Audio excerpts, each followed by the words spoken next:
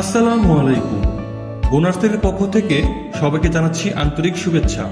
আজকে দেখাবো আমরা কিভাবে বীজগুলো প্যাকেট করে আপনাদের কাছে দিয়ে থাকি। প্রথমে দেখতে পাচ্ছেন একটি সুন্দর খাম,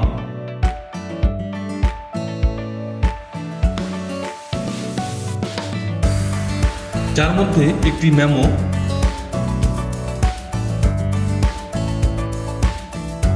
এবং আরো একটি ছোট খাম,